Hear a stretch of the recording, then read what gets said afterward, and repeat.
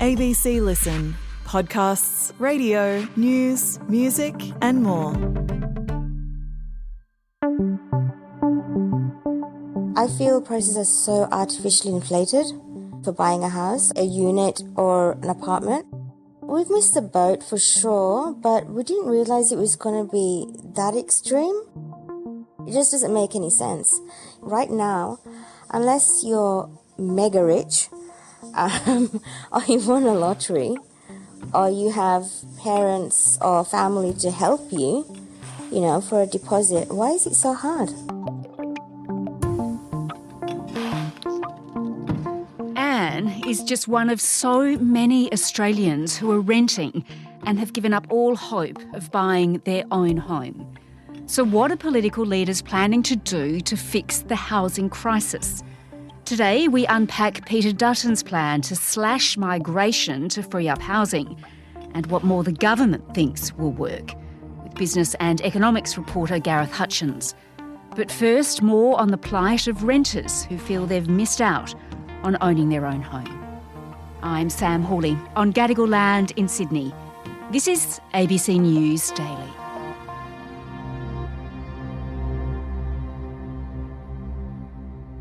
My name is Anne Chakraborty. I'm a social media coordinator. I'm also an advanced certified dog sitter as well, and a cake artist, which I do as a hobby. My husband is an IT professional. He has his own IT business running with 4 other partners, and we live in Melbourne. 4 seasons of the day. Yes, exactly. And you're obviously really busy. You've got a number of jobs. And just tell me, you've been renting in Melbourne, haven't you, for about 10 years? Yes, we've been renting, to be honest, for it's close to 17 years. Uh-huh. Recently had a $900 increase in rent. $900 per month? Yes, that's a lot. It's very, very tough. Despite us having jobs and working, it's not enough. We've had to do a lot of sacrifices. We don't have kids. So you've chosen not to have kids because things are so tight? Yes. It's a huge expense. We can't afford it. Just give me a sense, when you first moved into the place you're in, how much were you paying for rent then compared to what you're paying now? What are you paying now? Now we're paying close to $3,000 per month. Mm-hmm. And when we moved in, I think then it was like advertised for, I think around 250 per week. It's a very small house. It's one of those really old houses, if you know what I mean. So you were paying about $1,000 a month and now it's up around $3,000. Yeah, they recently put it up by $900. This just came out of the blue. So, Anne, do you think you'll ever be able to buy a house in Melbourne? No. How does that make you feel? Really sad. It's just impossible, Car rego, health insurance, utility bills, everything's just gone up. It just doesn't make any sense. It's just like if you have a weighing scale, it's like it's just all heavy on one side.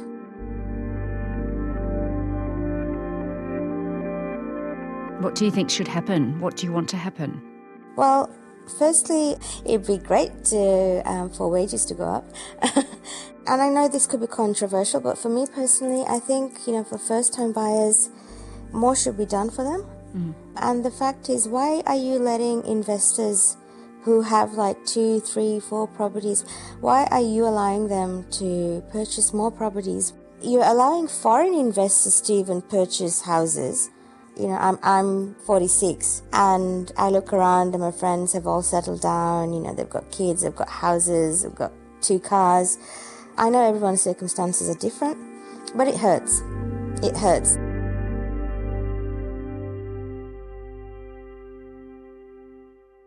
Gareth, we have spoken before about Australia's housing crisis and the shortage of housing in this country, and it's making it incredibly hard for people like Anne, who can't buy a home and are continually having to pour so much of their wage into rent. Now, the extent of this crisis was detailed in a full chapter in the federal budget, wasn't it? Yeah, a dedicated special chapter written by Treasury officials that looked at this problem in depth. Yeah. They said our housing system has been unable to build enough new housing stock to keep up with the growing population.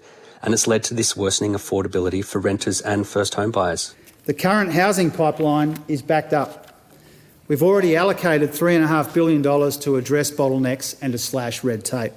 And this budget includes another $1 billion to help states and territories build more housing sooner.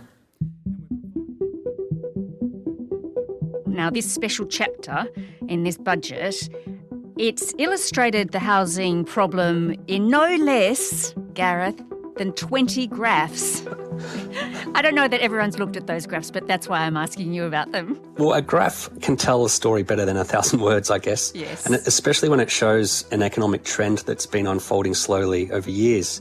That's what lots of these graphs do. So, for example, one of them shows how the number of homes being offered for sale has fallen dramatically since 2015, from around 240,000 to just 150,000 in 2023. Wow. The number of homes for rent has been falling consistently since 2020, from around 175,000 to just 100,000 3 years later. For prospective home buyers, the portion of income needed to service a new loan has jumped from an average of 29% in 2020 to 46% in 2023. And when it comes to the long-term decline in affordability, the news is worse. So 22 years ago, all the way back to 2002, median house price was 4.9 times the median gross household disposable income. At the start of this year, that was 8.6 times. Oh my gosh. I mean, you can keep going. It's taking Australians much longer to save for a deposit. Back in the early 2000s, it took less than 7 years to save a 20% deposit. It's now taking over 11 years. And on top of that, investments by governments in social housing has been declining for decades, and that's caused waiting lists to blow out.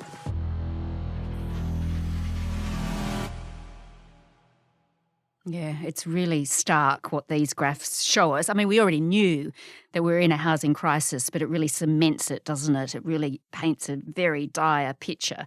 So now, Gareth, let's look at how politicians are planning on fixing this problem. And of course, there's many facets to this. But let's look first at the opposition leader, Peter Dutton, and what he wants to do, because he's revealed one of his policies on housing, and it's all about immigration.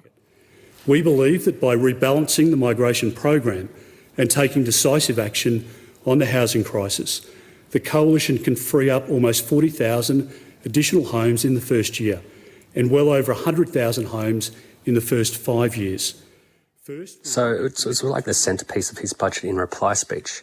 So he said that if he's elected next year, he will cut permanent migration for a few years to try to ease pressure on the housing system in the immediate term.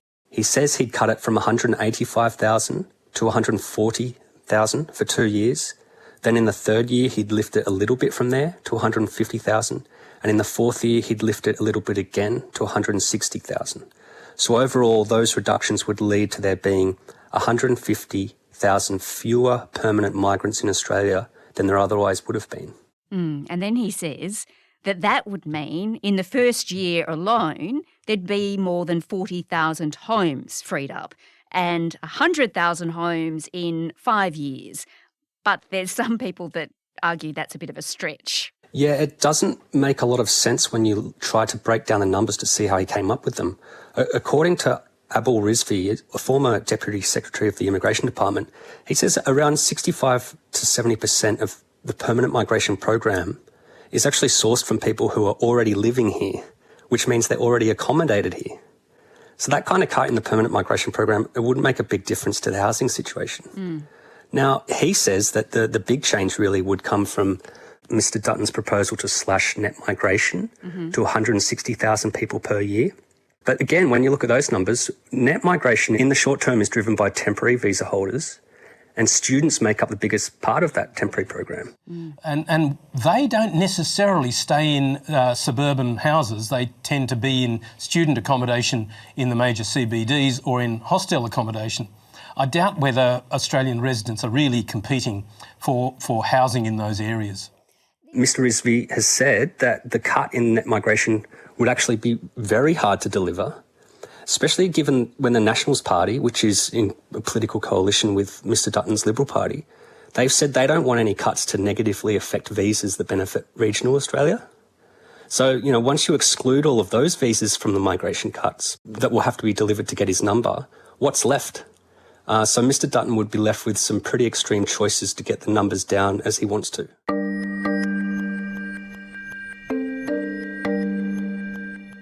Gareth, what has the Treasurer Jim Chalmers had to say about this idea of sort of moving migration numbers around to fix our housing crisis?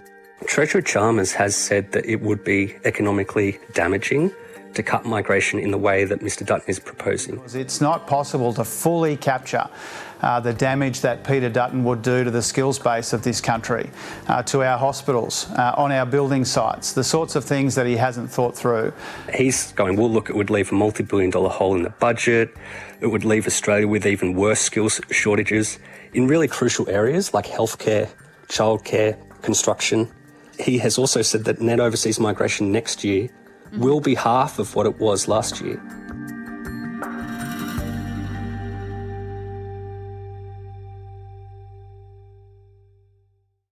So, Gareth, if migration and reducing the number of people who are coming into the country isn't the answer to our housing crisis, then what does Jim Chalmers say is the answer?